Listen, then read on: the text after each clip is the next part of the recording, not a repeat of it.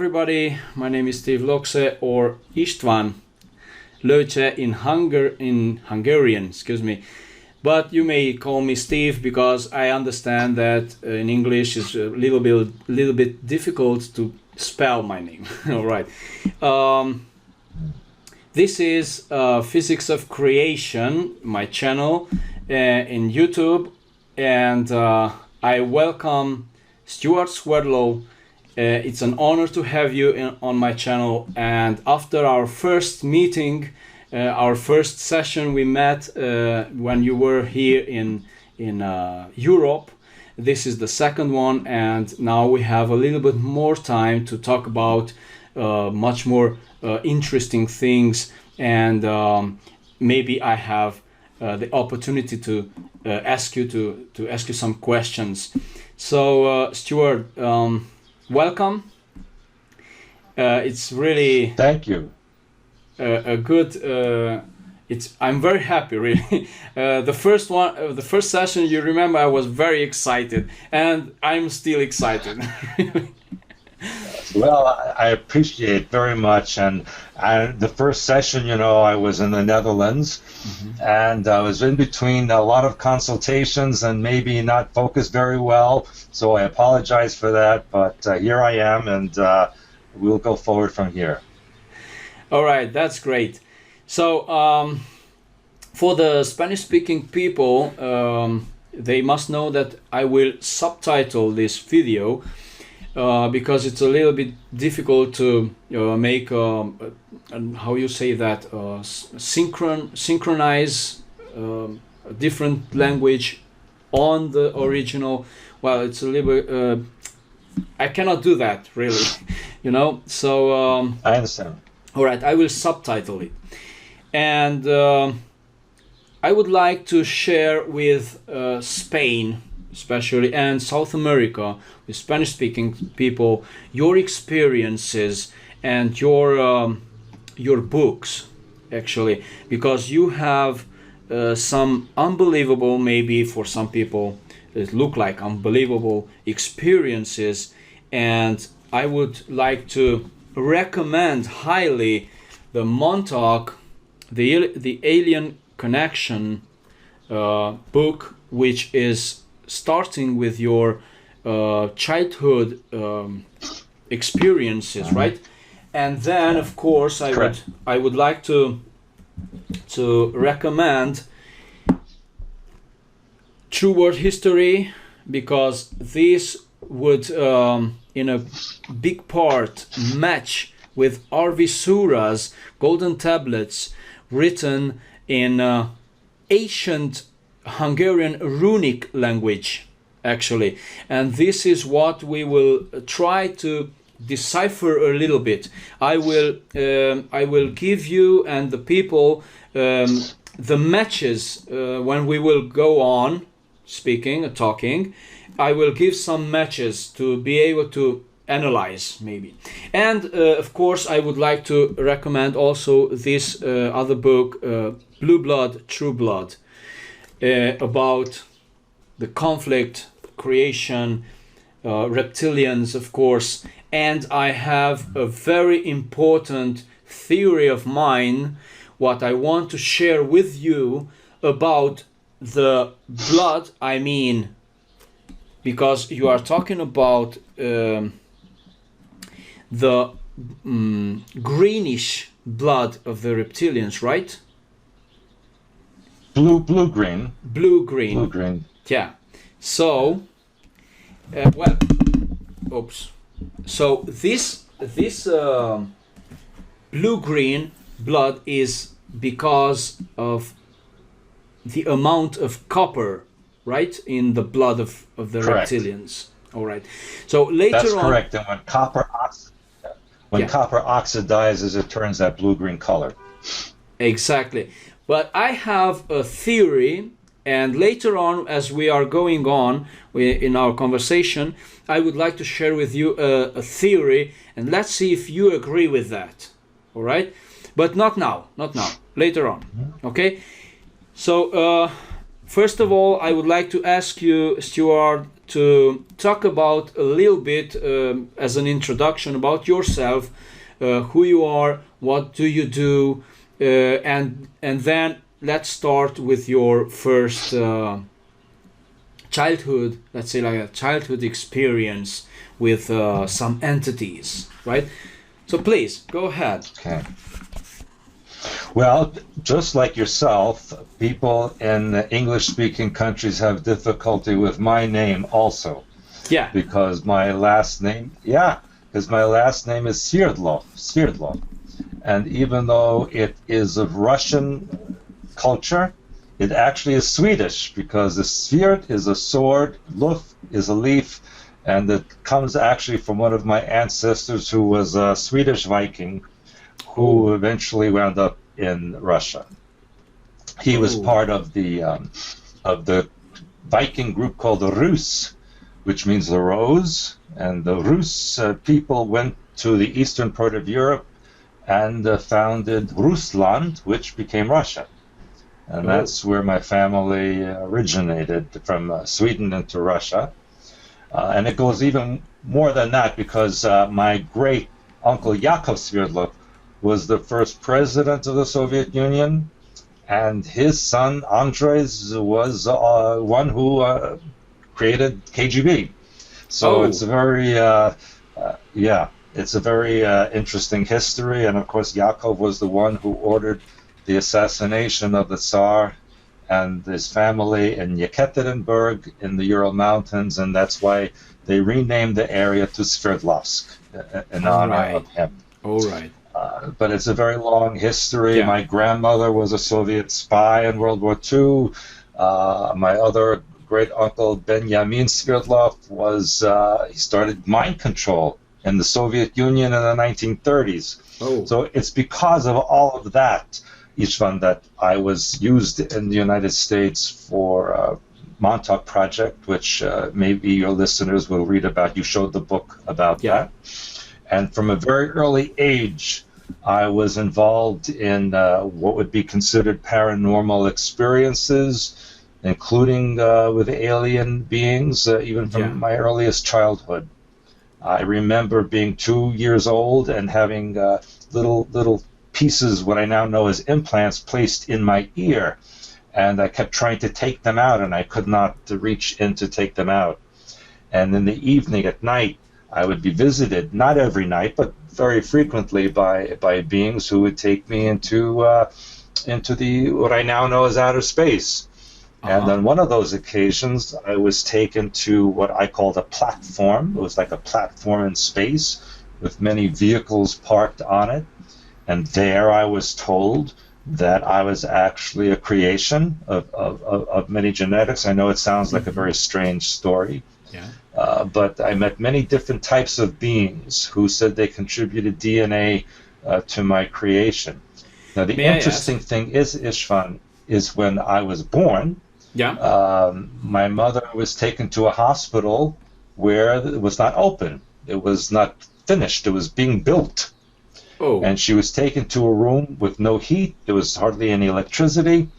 And when the doctor examined her, he said it was impossible for me to have been created because she had no birth canal, that it was impossible for her to have become pregnant. And so they had to have a surgeon come in to create a birth canal to pull me out. And that supposedly is in medical books because it never happened before. So when I take that story that my own mother told me, and I compare it to what these beings told me, then it makes sense to me that I was implanted, and it was not a natural conception, if you will. All right. But in that case, your father is not your father? Well, that's a very good question. I believe he is. You know, that these beings have a way of splitting or splicing genetics so that they can create more than one. For example, just last year in Britain, they announced that they actually created a fetus with 3 parents. So they are admitting now that they have this technology. So I believe that part of my father's genetics are in me. I believe that. But I also have other genetics that are not, let's say, natural or native to this planet. I was told this many times. Yeah. Just a curiosity. You said that you were took to outer space on a platform. Was it on physical realm or astral? It was physical. Physical. All right. It was absolutely physical. Absolutely. Oh yeah. All right. I mean, I felt it. You know, I touched it, and I have scars on my body from the many physical encounters that I've had. So yeah, it's very physical. All right. There were times it was non-physical, absolutely, but this particular time was physical. All right then. And so they gave me a lot of information.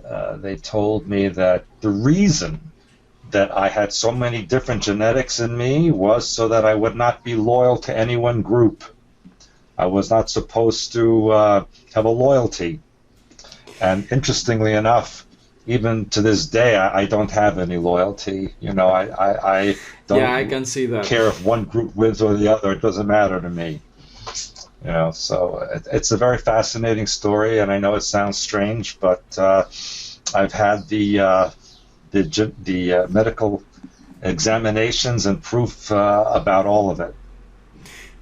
All right, let's start then with the, as you talk in your book, Montauk, the menagerie. Okay, what happened in that platform? If you can briefly, I don't know if you can resume it, or how you say that. Well, I really apologize for my English. It's okay. There are days I can't speak English either, and you know, English is not my first language either. So I understand how I feel. But so I was taken to this platform, and actually before all that, I was given this tour. If you remember from the book, I was taken in this vehicle by this very small plant-like creature. And I went north to south and east to west around the entire planet because I was supposed to absorb the energy or get an understanding of where I was living. And then I was taken to this platform, and I met with 12 different types of beings, many, many different ones, which I now, many years later, understand who they are and why they're here, which I don't know if you want to get into that now or later, but it comes to a certain conclusion later on, because I didn't understand why was I taken, why was I created, you know, or chosen. Who are these beings? Yes, right. And believe me, it's not an honor. It's not something that's pleasant, because you know, I never fit into this planet. I always felt like I was an alien here. And even as I was telling you earlier before we started filming about my eyes and my allergies, I'm allergic to this planet. It's like not native for me, and the plants and the things bother me. So I have this issue with the earth, and so that's part of my experience here. One of the in the menagerie, there was butterfly being. I think I wrote about that in my book. Yeah. It was completely only mental communication from this being, which was very peaceful, very different than anything you can imagine, very non-humanoid. Yes, exactly, but exactly. The drawing is not real. No, it's not accurate to what I saw. No. So it's not actually a human-like. It's not a human-like body. No. It's like a giant butterfly. Oh. All right. And another being which I met was a praying mantis type of being, which, imagine a 2-meter tall white praying mantis in front of you. Was very disturbing. Interesting. And I was very frightened of it. And the frequency and the sounds that it emitted were unnerving to me. I could not be in its presence, and even now when I think about it, I can't even I don't want to remember that experience. It was very strange. Yeah. Again, I lost my English word about how to describe it. But disturbing. It was scary and frightening and like this. And they were reptilian beings there. They were very human-looking beings as well. And I want the listeners and the viewers to know that in our Milky Way galaxy, about 70% of beings are very human-like. All right. And only 25% are not. So we have a very big mix. Do you count human-like reptilians into this? No. In fact, right. I say 25% are reptilian-like, and another 5% are insectoid and other animal-like creatures. Right. And 5% may not sound like a lot, but when you realize that millions of civilizations, 5% then is a lot. That's a lot. One thing, you are talking about Anunnaki also in your books. There is a really interesting debate here in Spain, for example, because we met some theories. You know, for example, the Zecharia Sitchin theories of the Sumerian tablets, and now we have another kind of explanation of theories coming from Anton Parks. And Anton Parks is describing the Anunnaki exactly reptilians, perfectly reptilians. Now, what is your knowledge? Are they reptilians or are they human-like? Yes, I wrote about this in my Blue Blood book. The Anunnaki are what I called reptile-like or reptoid-like. Mm-hmm. They're not as reptilian as the Draco, which are pure reptilian, but the Anunnaki have reptilian features with human-like structures, if you will. All right. And actually the Anunnaki and the Draco are enemies. They fight with each other. Yeah, actually, that is matching with Anton Parks' theory, because he's saying like that: Anunnaki and Ushumgal are in war with the Draco. And I wanted to ask you: Are the Draco dragon-like, or with wings? Well, there are 7. Yeah, there are 7 different species, and the higher ones were the elite. The very tall white ones with the blue eyes, they do have wings. They're the elite. And then there's all different species, and the low-level one, it's like a hierarchy. They're very small, brownish type, lizard-looking creatures. Some look like alligators, you know? Yeah. And some just look like humans with reptilian features. There's 7 different species in the Draco Empire. All right.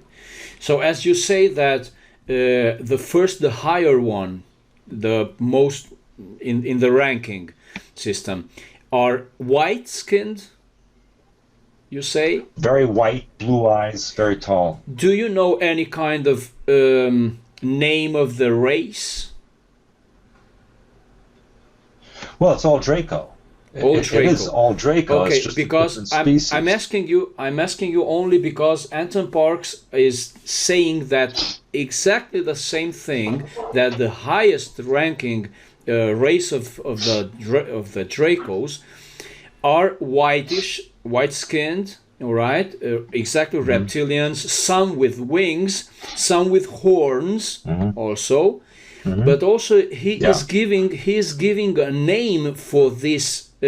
Actually, for every sub-race, let's say like that, or for every rank, he's calling this rank particularly Kingu Babar. Kingu Babar. I don't know if this word is telling you something. Well, let's let this apart, and let's continue with your experience. All right. Yeah, so what I was told on this platform was that the Earth was in a lot of trouble, and that there was a lot of races that had an investment in the earth, that they needed to make changes. They were not happy with the way it was being run, and they needed representatives, or I guess you might even say spies, on the earth to be their eyes for them, to see what was going on and what changes needed to be made and what information needed to be given to the human species. All right. And so it was part of my instructions to do that. And it was shortly after that, well, a few years after that, I was used in Montauk Project. But in your book also you are mentioning that, for example, this butterfly entity is saying that you would be like a student for him or for it. I don't know how to express that. Mm. Did you get some knowledge from it? Yeah, it's not like a student and a teacher that we think of. Yeah, it's more like a transmission of information, a download instantly, and it's what I call an instant knowing. Mm-hmm. There's no time. It's just like a volume of information just given right to the mind. You don't need you don't need to repeat something like you as you read something and to memorize something. You just get it, just like that. Right. It's a knowing. It's an instant knowing. And in many advanced races, I don't even want to use the word advanced, let's just say in many alien races, right. There is a transmission of information like this. They don't go to school like we go to school. They just download instantly the information, and then they apply it. They just know. The learning. Yeah, the learning actually is through experience, not in sitting in a classroom. The learning is through experience and doing things. All right. Who else or what races were more in that room? I mean, what other races were in that room, in that platform? Well, they were kind of animal-like or bear-like creatures. There was a lion type of creature, which I now know there are two different kinds. One is called the Ari, and the other is called the Kilroti. Mm-hmm. The Kilroti are manufactured, or a hybrid race between Sirius A and the Ari. Mm-hmm. And the Ari are more like a winged lion race, more etheric than physical. Uh-huh. So that was also present there. But I have to tell you that since that time, this group has created a presence in the Kuiper Belt outside of our solar system, or on the edge of our solar system. Yeah. And now there are literally hundreds more different races besides what I saw. Yeah. So what I saw was a small little piece of what's out there now. But they talk to you, each of them. You describe in this book that, for example, Tau Cetian, for example, you saw one or two. Yeah. I don't know if I understood well. One or two amphibian race, also a Syrian, and I don't know who else. Talk me about the Syrian. Tell me something about the Syrian one. Very tall. Yeah, some of them are over 2 meters tall. Also very white skin, icy blue eyes, kind of elongated heads. They like to wear these collars around their neck, and they. I always say that when they stretch out their arms like this, they look like the Ankh. Yeah. That's what it reminded me of. You say at first I. You mentioned in your book that they were those who created the Hebrews. Yeah. How is that? And the Egyptian civilization. So the Egyptian civilization is not coming technological. Excuse me. So the Egyptians are not coming through the Anunnaki, for example? or the Sumerians? Babylon, there is a Sumerian connection. Mm-hmm. Yeah. The initial ancient Egyptian civilization, not the one that we know about, but the one from 8, 9, 10,000 years ago, that was started by the Atlantean refugees. Then all these other groups came in to influence the Syrians, the Anunnaki, etc. There was a whole mix going on. If you can imagine, like when the United States was colonized, all the different countries sent different people to put their influence. Yeah, it's like that. Yeah. That's why. So can we say history is? Yeah. No, excuse me. Can we say that is why Egyptians are depicting many animal faces in their culture? Yes.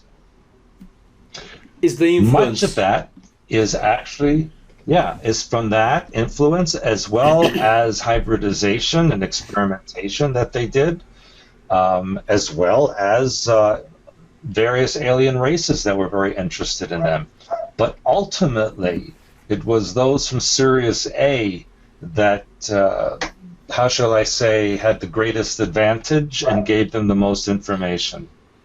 All right. Do you know, as you have knowledge about that, different races from different Sirius? I mean, Sirius A, Sirius B, or C. Do you know any other Syrian races, or only these ones? Yes. No, I wrote about it in Blue Blood. Mm-hmm. In fact, the Kilroti are a race that's in the Sirius A star system as well. But Sirius B star system has a very different culture and species. It's if you've ever seen Star Wars, and you've seen the entity that they call Yoda.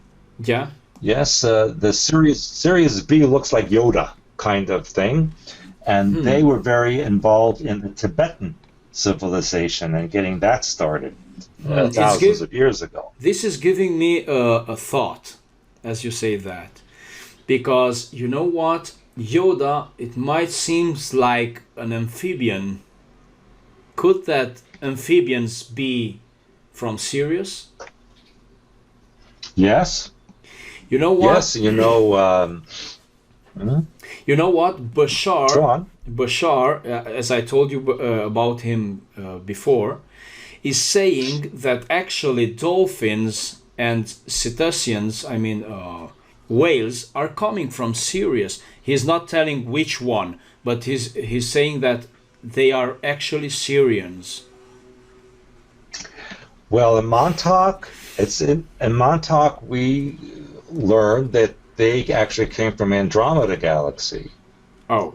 So there's a little difference there. It's a little difference, yeah. But something else.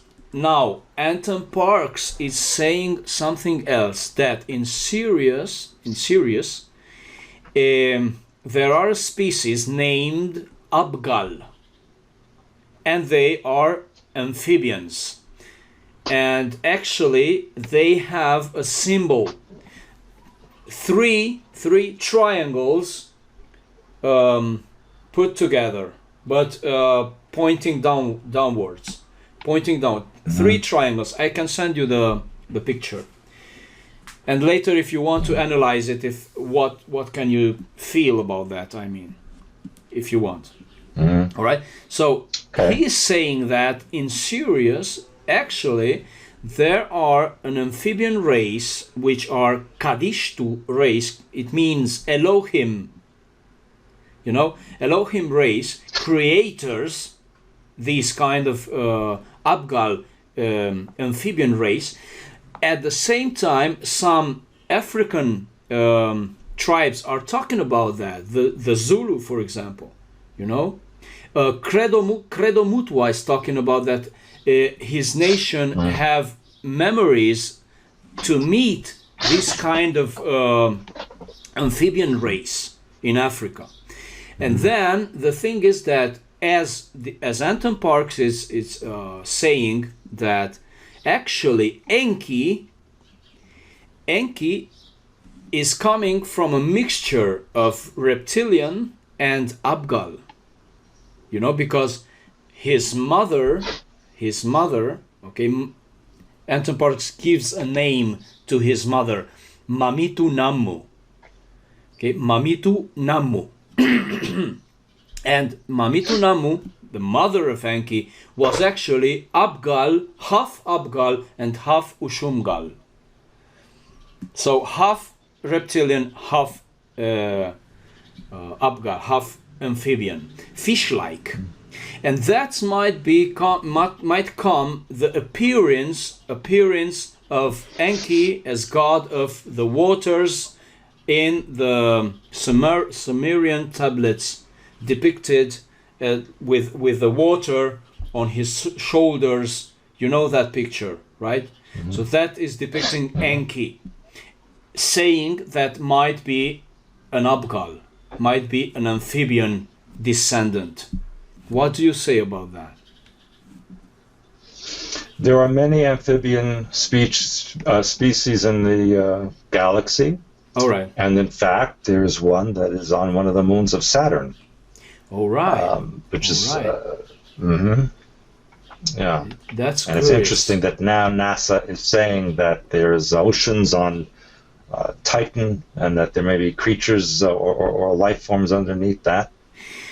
But we have to also remember that the Earth, before the land masses appeared, was completely covered in water. Yeah. And there were amphibious creatures. Yeah. Yeah. Let's return just a little to that Syrian, because you say that he stretched his arms. Could that be understood as a greeting, for example?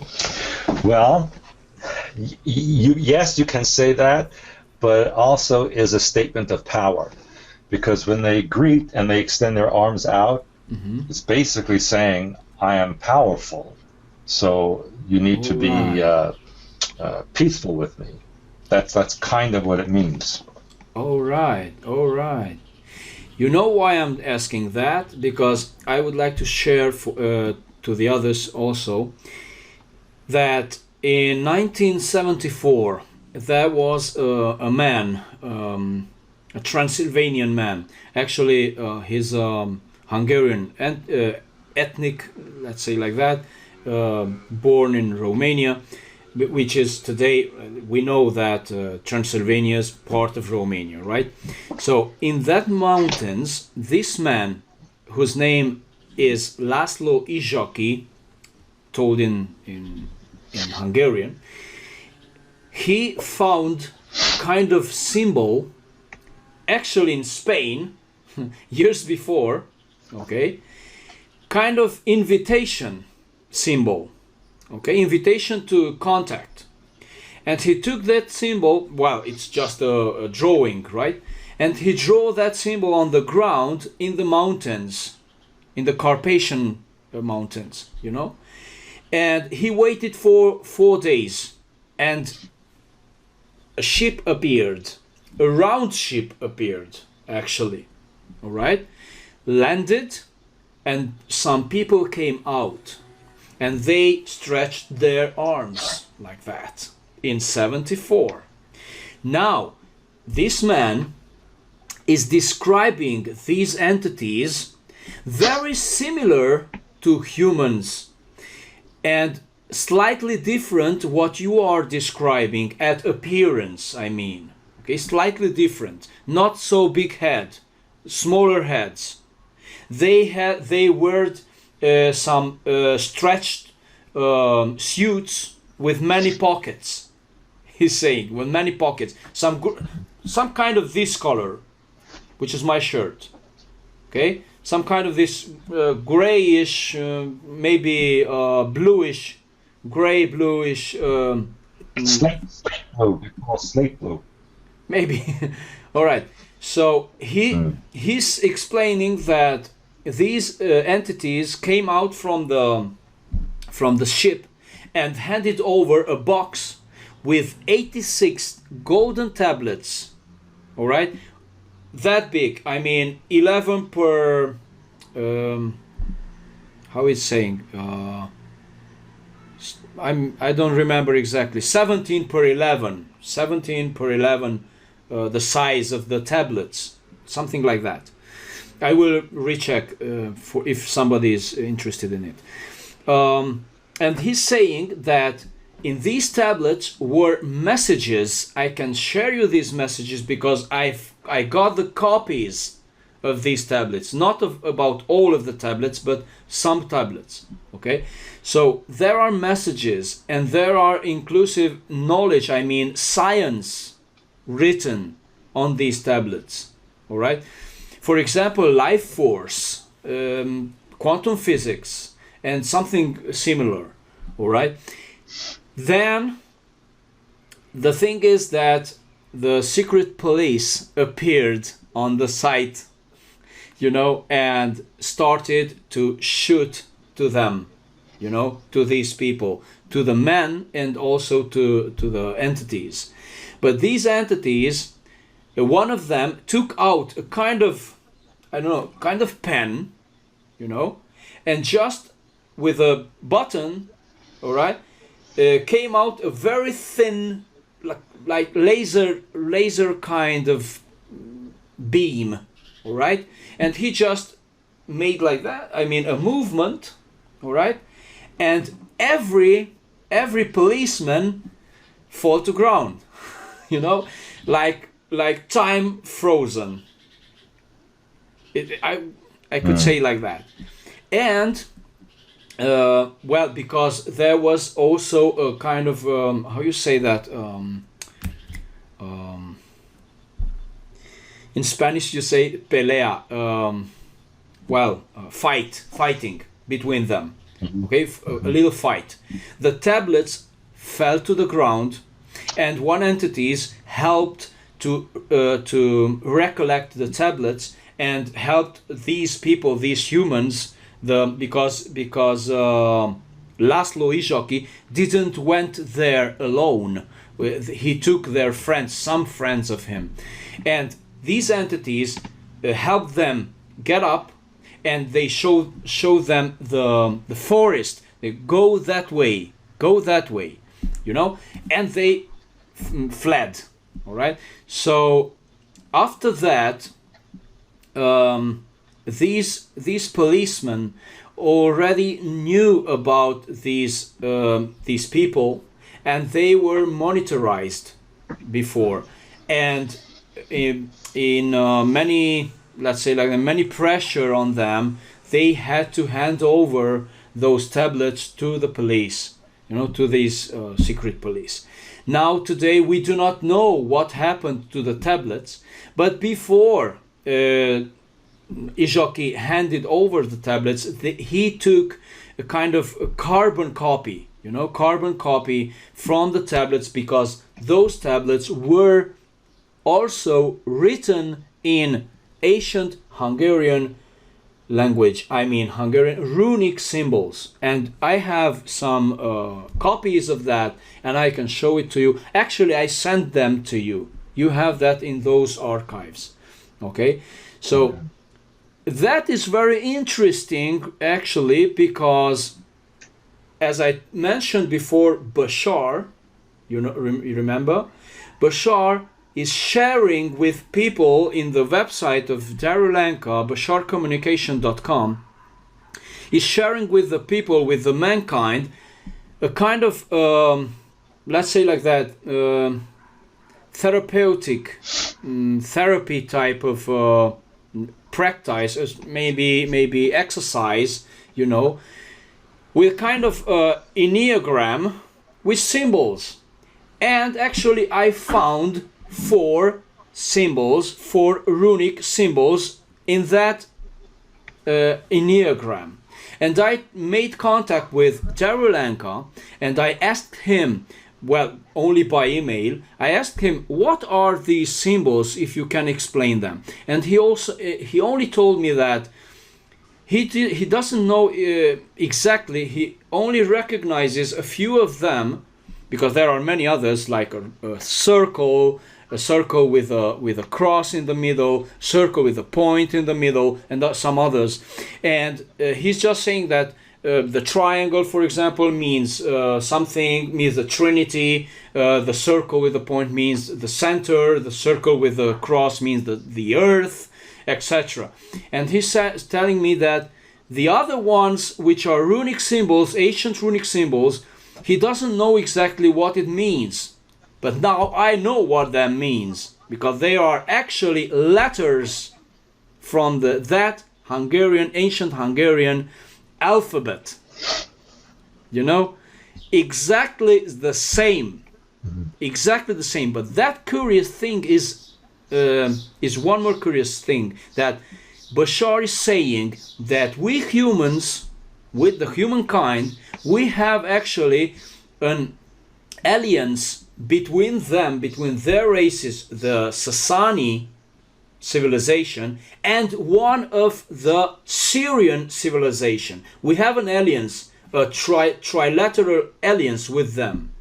And that tells me something, that maybe Bashar, as being in contact with that Syrian civilization, is getting those symbols. Is that possible, maybe, that those symbols are coming from Sirius? I mean, is that possible that the Hungarian language actually is coming from outside? Is coming from Syrians? You understand? You follow? But because I made that connection. The Hungarian language is also connected to Sumerian, Australian Aborigine, Finnish, etc. It's a common root. Yes, that's correct. But what you describe as those symbols are actually hyperspace archetypes, which the ones that you described are in my books. I have all those symbols in my books with all the meanings in them. All right. So maybe if you look at that dictionary and you look at those symbols, all right, be a correlation there. Okay, great.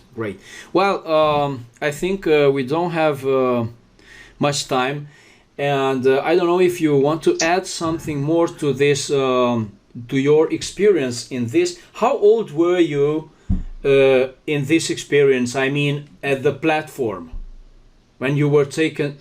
I was about maybe 5 or 6 years old. 5 or 6 years. Very young. All right. I didn't understand much, but as I got older and I started to remember all the information, then it came back to me and I knew what they were talking about. But now I know even more. Right. And at some point I can explain to the listeners about where the current status of it all is. All right. What do you suggest to continue in the next session? How should we continue? Or where? In which point? Well, I think maybe from there to go into my experiences at Montauk, because that's what happened next. All right. Great. Great. Let's do that. Okay. So for everybody, though. Let's in the next session, so we will talk about the Montauk experience of Stewart, and I think that will be extraordinary. I think so. For the moment, thank you very much, Stewart, and please don't go away. Let me tell you two words more after finishing, and only to tell to the people. Thank you for watching. Thank you for being present or to listen. Excuse me for my English, because I don't really practice every day the English, and I will get it better. All right. So nothing more. Thank you, Stewart, and thank all of the watchers, all of the listeners to listen and receive a big hug. Excuse me. Big hug to everybody. Okay. Well, thank you. Bye.